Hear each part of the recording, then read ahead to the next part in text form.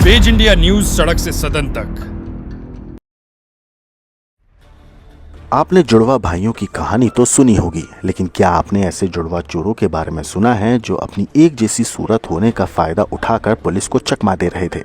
जी हां, पुलिस की गिरफ्त में खड़े ये वो चोर हैं जिन्होंने पुलिस को चकमा देने का ऐसा प्लान तैयार किया था जिसे सुनकर आप चौंक जाएंगे।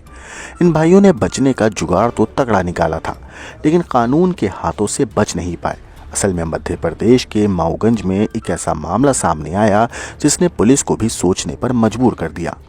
सौरभ और संजीव, ये जुड़वा भाई जिन्होंने चोरी की दुनिया में एक अनोखा ट्विस्ट डाला। सोचिए, अगर सीसीटीवी फुटेज में आपका जुड़वा भाई दिखाई दे और आप आराम से छूट जाएं तो क्या आप पकड़े जा सकते हैं? पुलिस ने भी इसे समझने में कई दिन लगा दिए, लेकिन ये जुड़वा जोड़ी आखिर कैसे पकड़ी गई, इस वीडियो में हम जानेंगे। कैसे जुड़वा भाइयों ने पुलिस को बार बार चकमा दिया और कैसे उनके गिरोह का भांडाफोड़ हुआ। तो अंत तक जुड़े रहिए। 23 दिसंबर की रात थी। माऊगंज थाना क्षेत्र के चाक मोड़ पर सत्यभान सोनी के घर चोरी होती है। लाखों के गहने और नकदी गायब हो जाते हैं।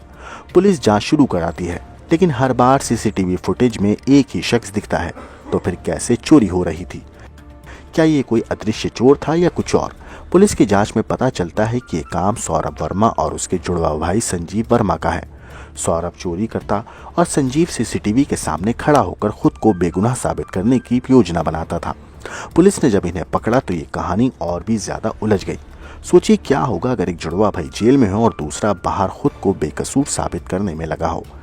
इस मामले पर एसपी रचना ठाकुर बताती हैं कि सौरभ वर्मा, संजीव वर्मा और उनके साथी रविशंकर और जगन्नाथ केवट ने कई चोरी की वारदातों को अंजाम दिया।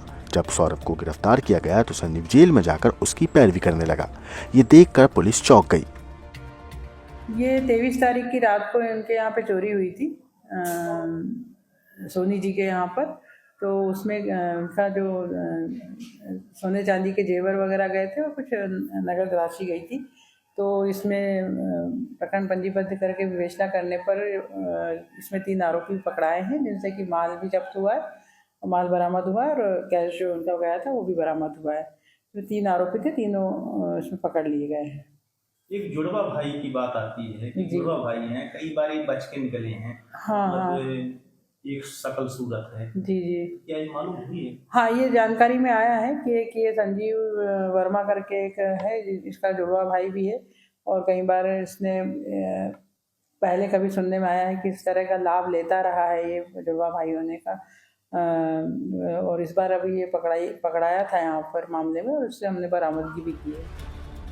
क्या पुलिस को शुरू में पता था कि ये जुड़वा भाई हैं, और अगर नहीं तो उन्होंने इस गुत्थी को कैसे सुलझाया? गंभीर जांच के बाद पुलिस ने तीनों आरोपियों को पकड़ लिया है और चोरी के माल को भी बरामद किया।